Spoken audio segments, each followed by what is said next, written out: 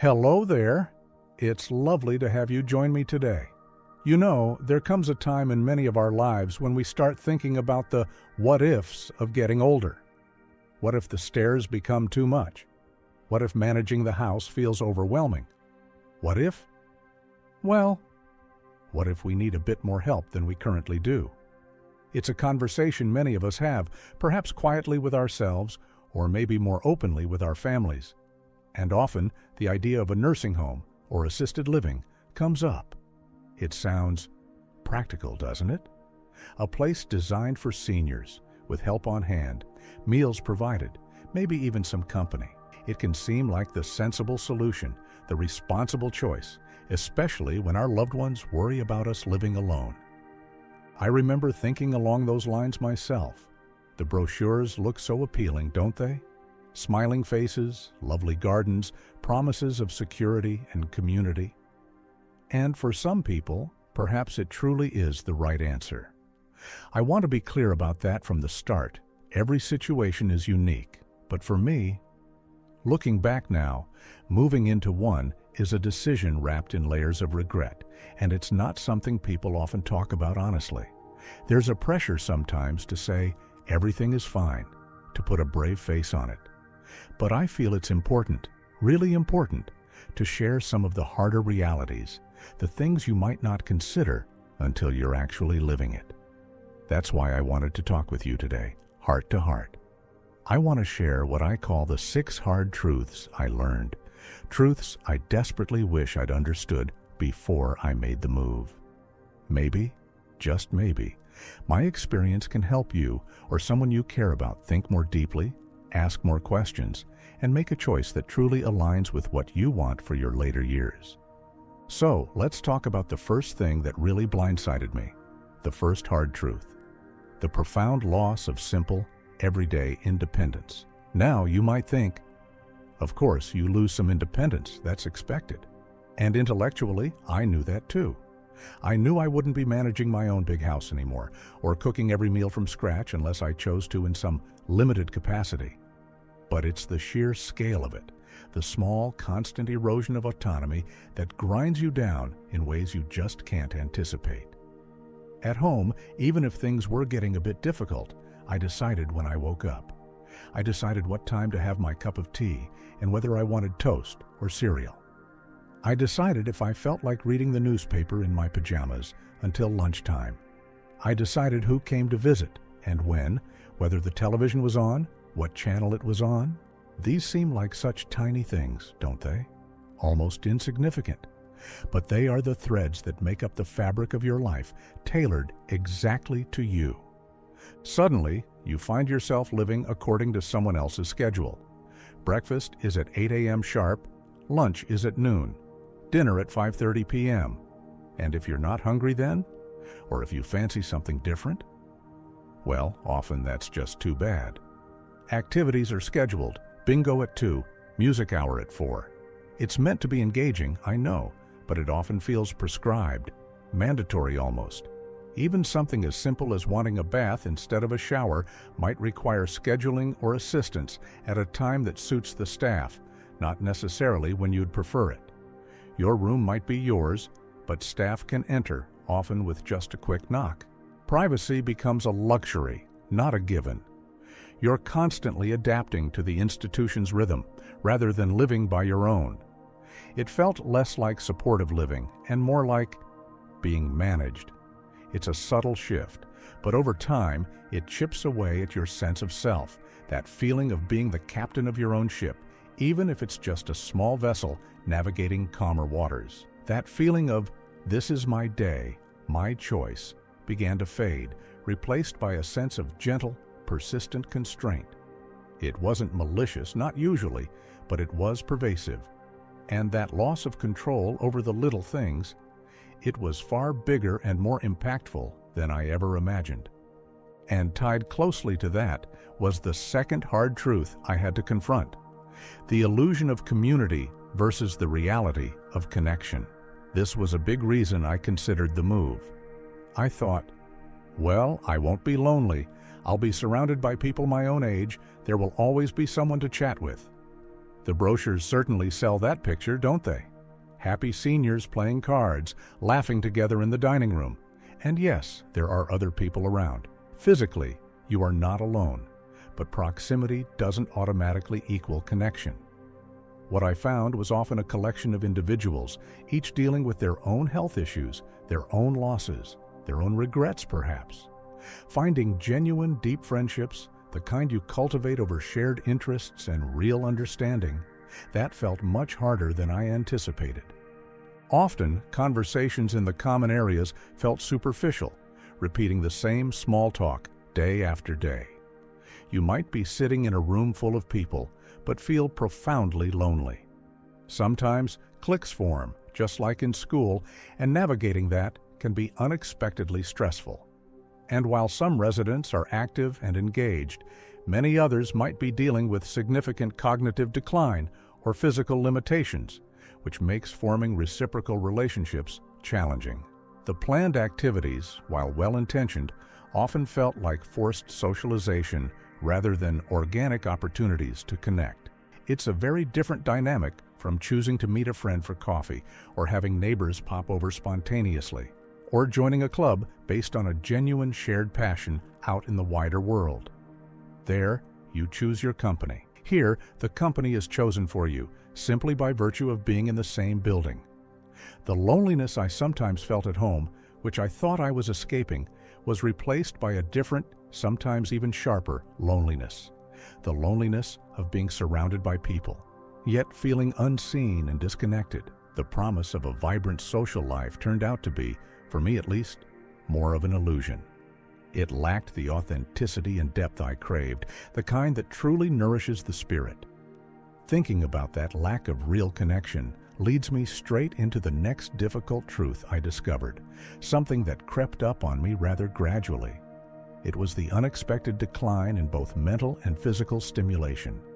You might think that living in a place with scheduled activities would keep you busy, keep you sharp, but often it's a very passive kind of engagement. At home, even when I was slowing down, my days were filled with small, necessary challenges that kept my mind and body working without me even realizing it. Figuring out what to cook for dinner involved planning, remembering recipes, managing ingredients. Paying bills required organization and focus. Even simple gardening meant bending, stretching, problem-solving why the roses weren't blooming. Fixing a leaky tap, deciding which route to take to the shops, remembering where I put my keys. These little daily tasks are actually cognitive exercises. They keep the gears turning. In the nursing home environment, so much of that is removed. Meals appear without you having to plan or prepare them. Your room is cleaned. Maintenance issues are handled by staff. The environment is designed to be safe and predictable, which is good in one way, but it also eliminates the need for much independent thought or physical exertion beyond maybe walking to the dining hall. The activities offered, as I mentioned, often felt simplified. Bingo is fun for some, sure, but it doesn't exactly stretch the mind in the same way managing your own affairs does. Sing-alongs are pleasant, but they don't require much active participation beyond humming along. Television often becomes the main source of entertainment, a very passive pastime that can fill hours without requiring any real mental input. I found myself coasting. It became easy to just sit back and let the day happen to me, rather than actively participating in creating it. My world shrank, not just physically in terms of the space I occupied, but mentally too. The need to remember appointments, manage finances, solve household problems, it all faded away. And while that might sound relaxing, over time, it felt like my mind was getting soft, less sharp. I noticed I wasn't as quick with recalling names or details as I used to be, and I couldn't help but wonder if the lack of daily mental exercise was contributing. Physically too, while safety is paramount, the lack of need to do things meant less movement, less bending, less reaching, less of the incidental activity that keeps joints limber and muscles engaged. Walks might be encouraged, but they often feel like designated exercise rather than a natural part of getting things done. I started to feel physically weaker, more reliant on grabbing onto things, less confident in my balance, things that hadn't been nearly as pronounced when I was pottering around my own home, even with its challenges. It's a strange paradox. An environment designed for care can inadvertently lead to a decline in capability simply because it removes the need to use those capabilities daily. It felt like a gentle, unintentional de-skilling of life itself. And that brings me to something else I hadn't fully anticipated, another hard truth that significantly impacted my emotional well-being. The subtle, and sometimes not so subtle, shift in family dynamics. Now, let me be clear, my family encouraged this move out of genuine love and concern. They worried about me living alone, about falls, about managing the house. Their relief when I agreed to move was palpable, and initially, that felt good. I felt I was easing their burden, doing the responsible thing. But over time, I noticed a change in how we interacted. When they visited me at home, they were coming into my space. We'd have tea in my kitchen, sit in my living room. I was the host, the matriarch, still the center of my own world, and they were visitors sharing my life. Visits felt natural, relaxed, often spontaneous. After the move, visits started to feel different, more formal. They were visiting me in an institution, not my home. Visits often felt shorter, maybe constrained by the visiting hours or the general atmosphere. The conversations, understandably, often revolved around my care. How are you feeling? Are they treating you well? Are you eating properly? All important questions, born of love, but they subtly reinforced my new role as the person being cared for. Rather than the independent person, I still felt I was inside. It felt like I was gradually being shifted from the role of mom or grandma to the role of resident. They started doing for me in ways they hadn't before, perhaps bringing things I could easily get myself, or speaking to the staff on my behalf about minor issues, sometimes without even consulting me first. It was all well-intentioned, I know, driven by a desire to ensure I was okay. But it subtly undermined my own sense of agency. I started to feel less like their equal, and more like a responsibility. And with that came a complex mix of emotions. Gratitude, yes, but also frustration, and sometimes a feeling of being diminished. There was also the unspoken guilt. I sometimes felt guilty that they still had to worry or make time to visit, and I sensed their own underlying guilt or awkwardness about the situation, about me being in a home. It created a slight barrier, a layer of discomfort that hadn't existed before. Maintaining my own home, even with support coming in, might have allowed those family roles and dynamics to remain more consistent, more rooted in the familiar patterns of a lifetime. This shift, this almost imperceptible change in how my own family related to me, was an emotional blow I simply hadn't braced myself for. It changed the texture of our relationship in ways that still make me feel a pang of sadness. This adjustment period also highlighted another significant factor I had perhaps underestimated, and it's one that many people find uncomfortable to talk about, but it's incredibly important. I'm talking about the fifth hard truth, the sheer financial reality versus what I had expected. Now, on the surface, moving into a nursing home or assisted living can sometimes seem financially straightforward. You're often presented with a monthly fee, perhaps tiered based on the level of care, and it's supposed to cover accommodation, meals, utilities, basic assistance. It can feel like you're consolidating all your expenses into one predictable payment, which sounds appealing, especially if managing household bills had become a chore. But the reality I experienced, and what I've heard from others, can be quite different. Firstly, that monthly fee is often substantial, far more than what maintaining my own modest home cost, even factoring in occasional help. And it rarely stays static. Increases are common, sometimes significant ones, year after year. But beyond the base fee, there were often extra costs I hadn't fully budgeted for or anticipated. Things you might take for granted at home suddenly came with a price tag. Personal laundry services beyond the basics, extra assistance beyond the allocated time, Certain activities or outings, even things like cable TV or personal phone line in the room, could be add-ons. These smaller costs mount up surprisingly quickly. What felt even more profound, though, was the feeling of value for money, or rather, the lack thereof sometimes. You're paying this significant sum, yet you have so little control over the specifics. You might dislike the food, but you're still paying for it. You might not use many of the offered activities, but they're part of the package price. There's a loss of financial discretion, the ability to choose where your money goes based on your personal preferences and needs. At home, if I wanted to save money one month, I could eat more simply or put off buying something non-essential. Here, the large fee was fixed, regardless of my personal consumption or satisfaction. Furthermore, for many people, funding this move involves selling the family home, their most significant asset. While necessary for some, it's a huge step, liquidating decades of equity into monthly payments for care. Seeing that nest egg dwindle month after month, paying for a lifestyle that I ultimately found unsatisfying, added a heavy layer of financial stress to the emotional regrets I was already feeling. It felt like I was pouring my life savings into a situation that wasn't truly making me happy and that created a sense of being trapped, financially as well as physically. This financial pressure, this feeling of diminishing returns on such a huge investment of life savings, was a weight I hadn't fully grasped beforehand.